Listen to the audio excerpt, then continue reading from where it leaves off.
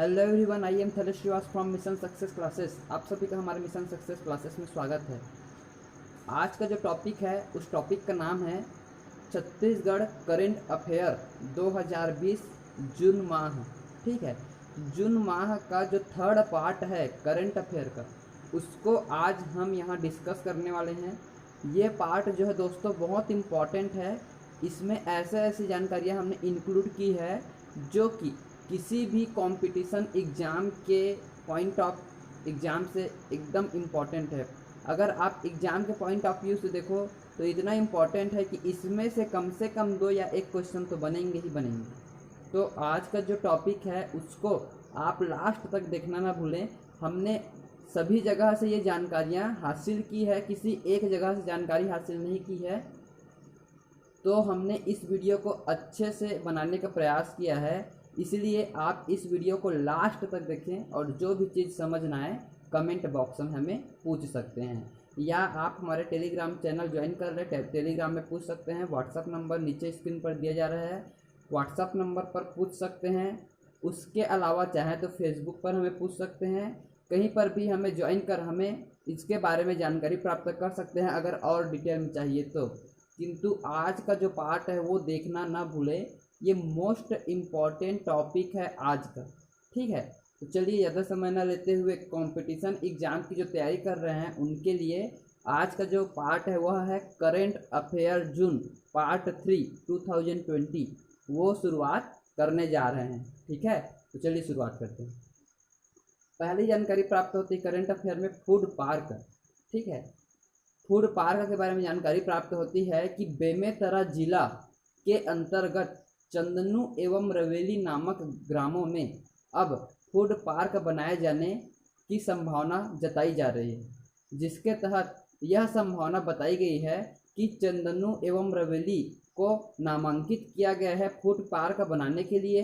इसके तहत फ़ायदा क्या होगा यदि हम देखें तो अगर फूड पार्क बनता है तो उसके तहत फ़ायदा क्या होगा, तो फ़ायदा यह होगा कि रोजगार के अवसर में वृद्धि होगी। अब यदि फूड पार्क बनता है तो वहाँ के जो बेरोजगार भाई बहन हैं उनको रोजगार के अवसर मिलेंगे। ठीक है, प्लस फल फूल सब्जी एवं अन्य जो सब्जियां हैं उनके प्रसंस्करण को भी बढ़ावा मिलेगा। मतलब पहले लोगों को क्या लगता था कि यदि हम सब्जी उगा रहे हैं तो केवल हम अपने खाने तक के लिए या फिर किसी मार्केट में जाकर बेच सकते हैं, सिर्फ यही सोच था। लेकिन अब फूड पार्क बन जाए तो उसके तहत फल फूल सब्जी एवं अन्य जो सब्जियां हैं उनके प्रसंस्करण को बढ़ावा मिलेगा, उनके उचित जो मूल्य हैं उनके मूल्यों में भी वृद्धि होगी। ठीक है, इस प्रकार से जो बागानी खेती करते हैं, बागानों में जो उगाते हैं, उनके लिए यह बेहतर अवसर है रोजगार पाने का। ठीक है, इस प्रकार से फूड पार्क के बारे में जानकारी प्राप्त होती है जो कि बनाया जाना है बेमेतरा जिला के अंतर्गत चंदनू एवं रवेली नामक स्थान पर। ठीक, ये हो गई हमारी आज की पहली जानकारी। दूसरी जानकारी, मिर्च प्रोसेसिंग यूनिट। क्या? मिर्च प्रोसेसिंग यूनिट। तो मिर्च प्रोसेसिंग यूनिट के बारे में क्या जानकारी प्राप्त होती है? इसके बारे में जानकारी प्राप्त होती है कि जशपुर जिले के कलेक्टर महादेव के द्वारा यह घोषित किया गया कि अब डीएमएफ मद के थ्रो 55 लाख स्वीकृत होने के पश्चात मिर्च प्रोसेसिंग यूनिट लगाई जाएगी, जिसमें एफपीओ हब का क्या किया जाएगा? प्रोत्साहन किया जाएगा। यदि यह कार्य सफल हो जाता है तो जो भी मिर्च की खेती करते हैं उनको बहुत फायदा होगा इससे, साथ ही किसानों को खेती में भी बढ़ावा मिलेगा। ठीक है, तो डीएमएफ मद से 55 लाख रुपए स्वीकृत किया गया है। किसके लिए? मिर्च प्रोसेसिंग यूनिट के लिए। स्थान कौन सा है? जशपुर जिला। और जशपुर जिले का कौन सी जगह? बगीचा नामक जो तहसील है उसके अंतर्गत आने वाला लोरो ग्राम। कौन सा गांव? लोरो गांव। इसके तहत डीएमएफ मद से 55 लाख रुपए स्वीकृत कराकर मिर्च प्रोसेसिंग यूनिट लगाई जाएगी। किसके तहत? एफपीओ हब के तहत, जिससे किसानों को मिर्च लगाने में फायदा होगा। वहाँ के जो किसान हैं सन्ना क्षेत्र के, उस क्षेत्र के अक्सर किसानों को देखने को मिलता है कि वहाँ के किसान मिर्च लगाने में एक्सपर्ट हैं, तो उनके लिए ये बहुत बड़ा अपॉर्चुनिटी है। इसके तहत उन्हें रोजगार पाने का अवसर प्राप्त होगा। ठीक, अगला, छत्तीसगढ़ को ई पंचायत पुरस्कार। छत्तीसगढ़ को ई पंचायत पुरस्कार के लिए चयनित किया गया। किनके द्वारा? भारत के राज्य सरकार द्वारा इनको चयनित किया गया। अब क्यों किया गया? तो पंचायतों के काम में पारदर्शिता, दक्षता और जवाबदेही लाने हेतु छत्तीसगढ़ को ई पंचायत पुरस्कार हेतु चयनित किया गया। प्लस ग्राम पंचायत में नेटवर्किंग योजनाओं को लागू करने हेतु, इसके अलावा सूचना एवं संचार तकनीक का उपयोग सर्वाधिक कराने हेतु। इस प्रकार इनके अत्यधिक कार्यों को देखते हुए भारत के गृह मंत्रालय द्वारा छत्तीसगढ़ को ई पंचायत पुरस्कार के लिए चयनित किया गया। अगला, आदर्श थाना योजना।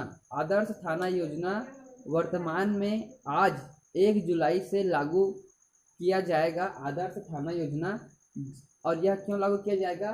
थाना में आमजन के साथ बर्ताव। इसके तहत यह देखा जाएगा कि थाने में जाने वाले जो आमजन हैं, महिला हो, बुजुर्ग हो या कोई ग्रामीण हो, यदि वह थाना जाता है तो थाना प्रभारी एवं थाना के जो स्टाफ वाले हैं वे उसके साथ किस प्रकार का बर्ताव करते हैं।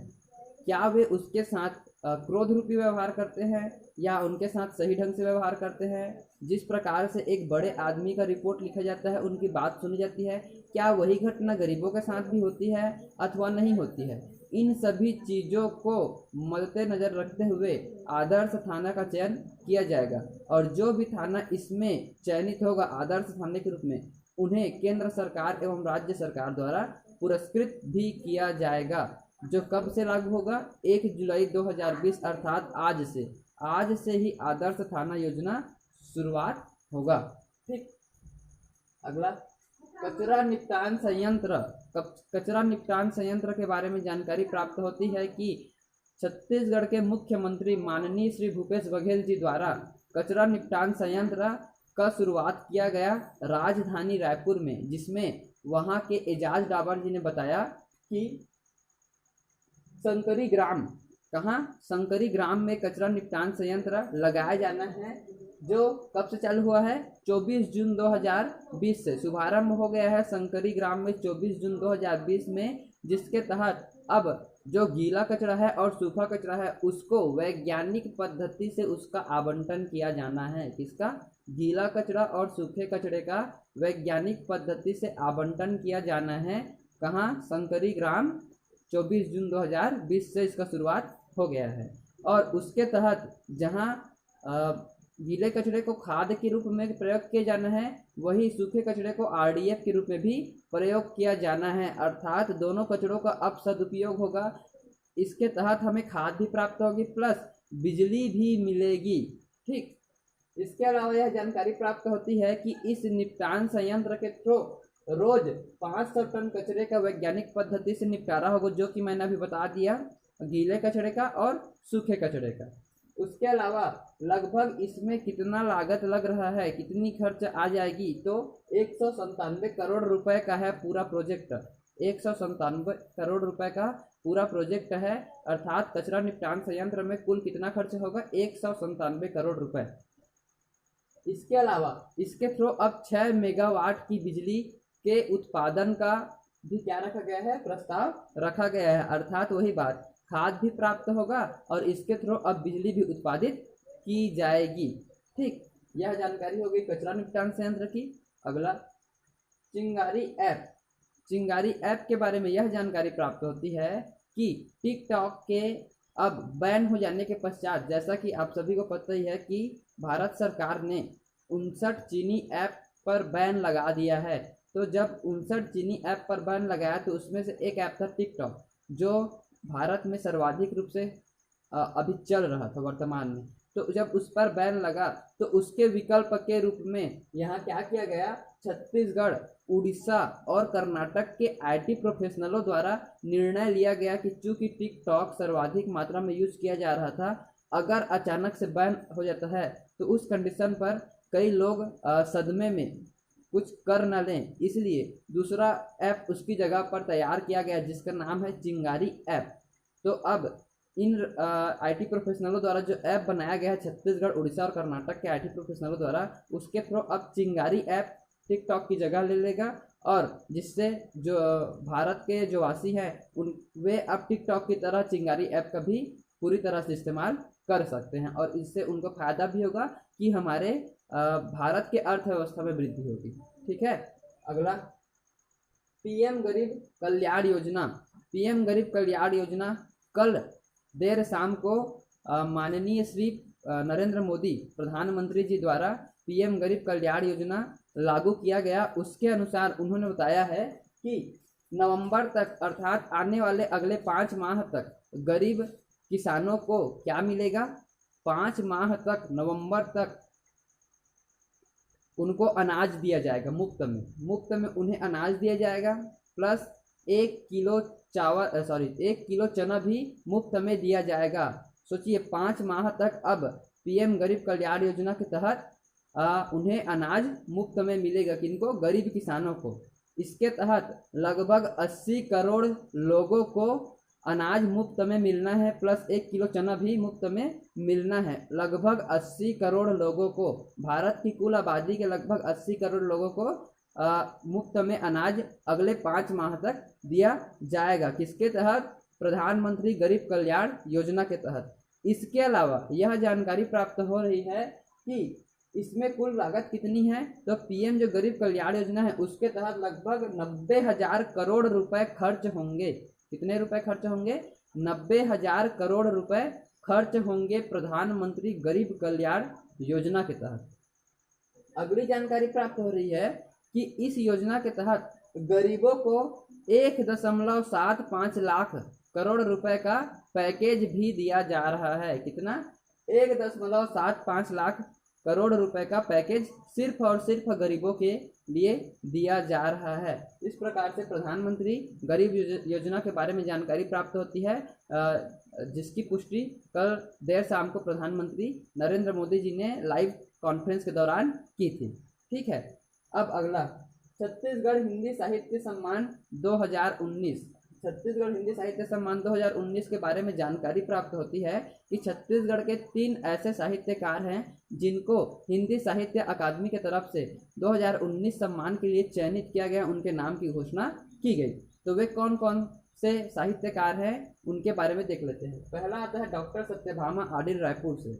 डॉक्टर सत्यभामा आडिल जो हैं बहुत बड़े शिक्षाविद तथा प्रसिद्ध साहित्यकार हैं। प्रदेश के बहुत बड़े शिक्षाविद तथा साहित्यकार, महान साहित्यकार हैं, जो कि आडिल नामक स्थान से बिलोंग करते हैं। रायपुर के नाम क्या है, डॉक्टर सत्यभामा।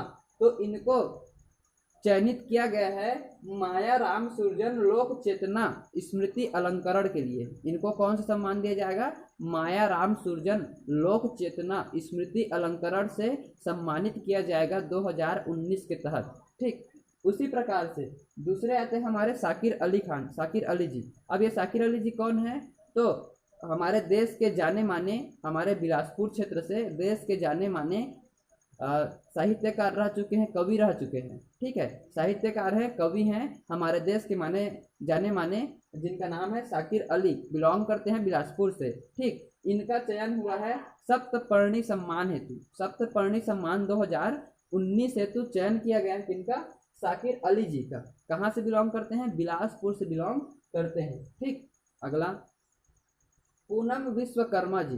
पूनम विश्वकर्मा जी जिन्होंने क्या किया है, आदिवासियों के ऊपर कहानी लिखी है, बस्तर के आदिवासियों के जीवनी के बारे में बताया है, तो उसके लिए उन्हें चयनित किया गया है पुनर्नवा पुरस्कार हेतु। किसके लिए, पुनर्नवा पुरस्कार हेतु पूनम विश्वकर्मा जी का चयन हुआ है।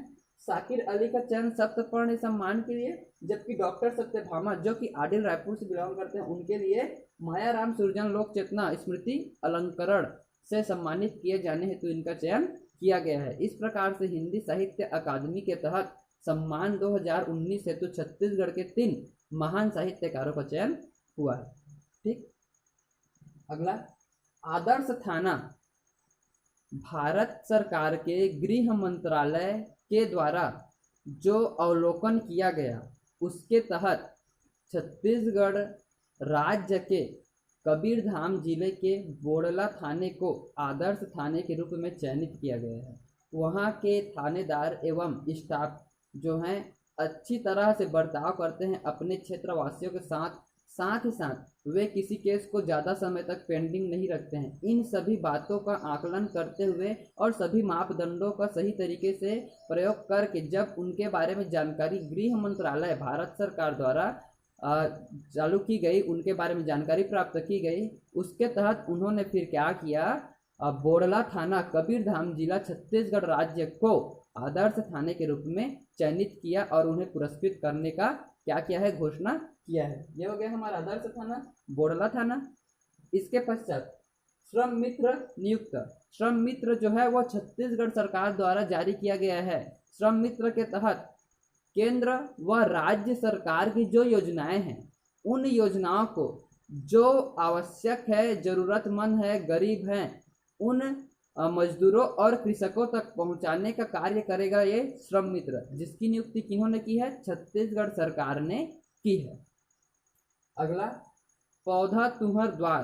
पौधा तुहर द्वार, इनके नाम से ही पता चल जा रहा है कि पौधा को आपके द्वार तक पहुंचाएंगे। ठीक है, छत्तीसगढ़ सरकार द्वारा इसका नियुक्ति किया गया है, जिसके तहत अब पर्यावरण को सुरक्षित रखने हेतु, उनके संरक्षण में बढ़ावा देने हेतु तथा जागरूक बनाने हेतु अब पौधा तुहर द्वार योजना लागू किया गया, जिसके तहत आप एक फ़ोन कॉल करेंगे तो आपके घर पर पौधा छोड़ने आएंगे और उसके तहत आपको यह दिशा निर्देश दिया जाएगा कि किस प्रकार से पौधे को लगाना है तथा इसके संरक्षण में आपकी योगदान क्या रहेगी। ठीक है। अगला गोधन न्याय योजना। कौन सी योजना? गोधन न्याय योजना। इसके तहत यह जानकारी प्राप्त होती है कि छत्तीसगढ़ संपूर्ण देश में ऐसा पहला राज्य है जो अब गोपालकों से गोबर खरीदेगी। क्या करेगी? गोपालकों से गोबर खरीदेगी। कौन? छत्तीसगढ़ सरकार। और इस योजना का लॉन्च वो कब कर रहे हैं? तो इस गोधन न्याय योजना का लॉन्च वो कर रहे हैं 21 जुलाई हरेली त्यौहार के दिन से। ठीक, याद रखिएगा, 21 जुलाई हरेली त्यौहार के दिन से छत्तीसगढ़ सरकार अब गोपालकों से गोबर खरीदेगी और गोबर खरीदने वाली यह पहली सरकार है पूरे देश में। ठीक है, इस प्रकार से छत्तीसगढ़ हमारा पहले स्थान पर है गोबर खरीदने वाला। अब वह गोबर क्यों खरीद रहा है? अब गोबर खरीद रहा है तो उसका कुछ ना कुछ कारण होगा। तो गोबर खरीदने के पीछे कारण यह है कि छत्तीसगढ़ सरकार चाहती है कि हम वर्मी कंपोस्ट खाद का उपयोग करें, इसके लिए गोबर की आवश्यकता है। तो अब गोबर वो किसी से मांगेंगी तब तो कोई फ्री में देगा नहीं, इसीलिए अब वो गोबर खरीदेगी। खरीदने के जो कार्य है उसका जो रेट है, उस रेट को तय करेंगे 5 मंत्री, मतलब 5 सदस्यीय मंत्री की टीम रहेगी। वो टीम तय करेगी कि गोबर का रेट किस प्रकार से होगा, उसका रेट कितना लगाया जाना चाहिए। और इसके तहत इन कामों को वे फिर जो महिला स्व सहायता समूह है ग्रामों में, उनको सौंपेंगे और फिर जो महिला स्व सहायता समूह है उनके थ्रू गोबरों को क्या किया जाएगा? खरीदी किया जाएगा। खरीदी करने के पश्चात उनका फिर वर्मी कंपोस्ट खाद बनाया जाएगा। जब वह कंपोस्ट खाद के रूप में क्या हो जाए? परिवर्तित हो जाए, तो परिवर्तित होने के पश्चात उसी खाद को फिर सहकारी समिति के थ्रू फिर बेचा जाएगा। इस प्रकार से अपने राज्य का जो पैसा है अपने राज्य में ही रुक जाएगा, प्लस हमें खाद भी प्राप्त हो जाएगा, जिससे छत्तीसगढ़ सरकार की जो है अर्थव्यवस्था में वृद्धि भी होगी। ठीक, शुरुआत कब होगा? 21 जुलाई हरेली त्यौहार के दिन से। इसके अलावा यह वर्मी कंपोस्ट खाद के रूप में काम आएगा। अब शुरुआत कहाँ से होना है? तो लगभग 2200 गाँवों के गोठानों से इस योजना को शुरुआत करने का प्लानिंग बनाया गया है। कहाँ से?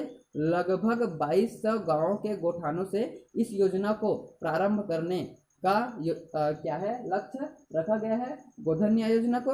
अगला 2800 गाँव में 3 माह में इसका पूरी तरह से विस्तार हो जाएगा। 2200 गाँव में शुरुआत करेंगे और 3 माह के भीतर में 2800 गाँव में इसका विस्तार हो जाएगा। इसके तहत 2 लाख से अधिक लोगों को, जो ग्रामीण लोग हैं, 2 लाख से अधिक ग्रामीण लोग श्रमिक के रूप में बाहर जाते हैं काम करने के लिए, अब उनको घर में ही रोजगार का अवसर मिल जाएगा। ठीक, इनसे क्या होगा? जो गोपालक है उनको भी आर्थिक वृद्धि होगी, उनकी आर्थिक वृद्धि होगी, प्लस हमारे राज्य में भी क्या होगी? अर्थव्यवस्था में सुधार होगी। अगला, अब 2 लाख से प्लस लोगों को, 2 लाख से अधिक लोगों को यदि रोजगार मिल रहा है तो उसके तहत प्रत्येक व्यक्ति को 1 माह के भीतर में कम से कम 2 से 3 हज़ार रुपये उसका आय हो जाएगा। अनुमानित रखा गया है ऐसा अनुमान लगाया गया है छत्तीसगढ़ सरकार द्वारा कि यदि हम गोधन न्याय योजना को लागू करते हैं तो उसके तहत 2 लाख से अधिक लोगों को रोजगार का अवसर तो मिलेगा ही, प्लस प्रत्येक व्यक्ति को 2 से 3 हजार रुपए उनकी आय भी प्राप्त हो जाएगी प्रत्येक माह। ठीक है, और यदि गोधन न्याय योजना सही तरीके से काम करता है तो इसके तहत जो छत्तीसगढ़ सरकार पहले योजना लागू की थी नरवा गरवा घुरवा बाड़ी, उसमें यह बहुत कारगर सिद्ध होगा। कैसे? क्योंकि यदि गोबर मिलता है तो गोबर अगर आपको चाहिए, गोबर सरकार को चाहिए, तो उसके तहत क्या करना पड़ेगा, गो पालकों को भी अब थोड़ा सा लालच आएगा कि यदि हम गायों को खुले में ना चरने दें, अपितु उसको यदि हम अपने घर में रखें तो उसके तहत जो रोका छेका व्यवस्था निकाली गई थी कुछ दिनों पहले, उसका भी सही ढंग से पालन होगा। अब बाहर में वो घूमेंगे नहीं, बाहर में उनको चरने के लिए समय नहीं मिलेगा, अब घर में उनका देखभाल किया जाएगा। प्लस जो मवेशियों की वजह से क्या होता है, कई एक्सीडेंट्स वगैरह होते हैं, कई दुर्घटनाएं होती हैं, उन दुर्घटनाओं में कमी आ जाएगी क्योंकि अब जो गोपालक है उनको गायों का महत्व समझ में आ जाएगा। इसके तहत एक्सीडेंट की संभावनाएं कम हो जाएगी। नरवा गरवा घुरवा बाड़ी के तहत अब यदि जो गरवा अर्थात जो गाय हैं अगर वे घर में अब रह रही हैं तो उनका तो संरक्षण होगा ही, प्लस उनका जो गोबर है उनको खाद के रूप में भी यूज किया जाएगा। तो नरवा गरवा घुरवा अर्थात इस खाद के रूप में प्रयोग किया गया, खाद बनाने में उसको यूज किया जाएगा। जब वह पूरी तरह से खाद बन जाए तो उसको फिर बाड़ी में जाकर छिड़काव कर दिया जाएगा, जिससे हमें सब्जियां प्राप्त भी होंगी। इस प्रकार से नरवा गरवा घुरवा बाड़ी के लिए सार्थक सिद्ध होगा। प्लस इसके तहत क्या होगा, गायों का संरक्षण भी हो जाएगा, एक्सीडेंट्स वगैरह में भी कमियां आएंगी। ठीक है, अगला सर्वाधिक संग्रहण साल वनों का। सर्वाधिक संग्रहण साल वनों का हमारे जो छत्तीसगढ़ राज्य के वन मंत्री हैं मोहम्मद अकबर जी, उन्होंने ऐलान किया कि हमारे छत्तीसगढ़ में सबसे ज़्यादा संग्रहण अभी वर्तमान में हो रहा है तो वह साल पेड़ों का हो रहा है, साल वनों का हो रहा है, जिसके तहत अब तक लगभग 74 करोड़ रुपए के 2.84 लाख रुपए का क्या हो गया है, क्विंटल का लघु वनोपज संग्रहण हो गया है। कितना? 74 करोड़ के 2.84 लाख क्विंटल लघु वनोपज का संग्रहण किया जा चुका है, जिसमें सर्वाधिक मात्रा में साल वनों का है। प्लस साल वनों का लक्ष्य उन्होंने रखा था 2 लाख, लगभग कितना लक्ष्य उन्होंने रखा था 2 लाख का, किंतु उनके 3/4 का अभी कार्य समाप्त हो गया है, लगभग 1,60,000 कंप्लीट हो चुके हैं, संग्रहण हो चुका है। तो इसीलिए सर्वाधिक मात्रा में किसको संग्रहण के रूप में चिन्हित किया गया है, साल वनों को। और यह जो साल वनों का संग्रहण है प्रारंभ हुआ था जून के प्रथम सप्ताह से, अभी केवल 1 माह हुआ है और 1 माह में 3/4 कार्य कंप्लीट हो गया है। इस प्रकार से वन मंत्री मोहम्मद अकबर जी ने बताया कि सबसे ज्यादा अगर संग्रहण हो रहा है तो किसका हो रहा है, साल पेड़ों का या फिर साल वनों का। ठीक, अगला अल्पसंख्यक गर्ल्स हॉस्टल। छत्तीसगढ़ की राजधानी में पहली बार ऐसा निर्णय लिया गया और पहली बार ऐसी हॉस्टल का निर्माण किया जा रहा है जो कि अल्पसंख्यक गर्ल्स के लिए होगा। यह प्रदेश का पहला कोशिश है, पहला प्रयास है, जिसके तहत अल्पसंख्यक आयोग के उनके प्रयास पर, उनके पहल पर, ठीक है, अल्पसंख्यक आयोग के पहल पर छत्तीसगढ़ सरकार ने इसे मंजूरी दे दी है, जिसके तहत 1.66 करोड़ रुपए सरकार द्वारा जारी किए गए हैं। किसके लिए? अल्पसंख्यक गर्ल्स हॉस्टल के लिए। और यह बनना कहाँ है, तो रायपुर के सड्डू क्षेत्र में इसका निर्माण होना है, जिसके तहत यदि हम देखें तो यह अल्पसंख्यक गर्ल्स के लिए ऐसा पहला प्रयास है।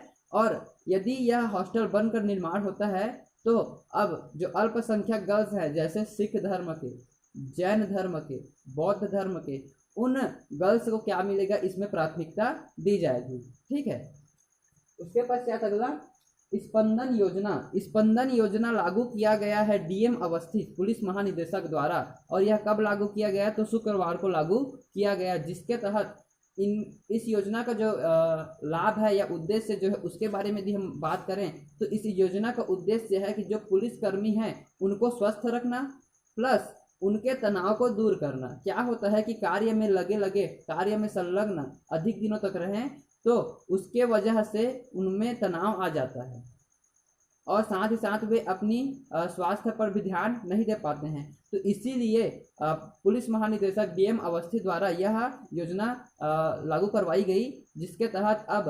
पुलिस जो कर्मी हैं उनको अब क्या करना होगा, एक दिन ऐसी एक्टिविटी करनी होगी जैसे योगा एक्टिविटी है, ठीक है, इस प्रकार की अन्य एक्टिविटी करनी होगी जिससे उनका शरीर स्वस्थ रहे प्लस तनाव दूर होता रहे। ठीक, कौन सा योजना? स्पंदन योजना, जिसकी शुरुआत की गई शुक्रवार को। ठीक, अगला, संसद रत्न पुरस्कार हेतु चयनित छाया वर्मा।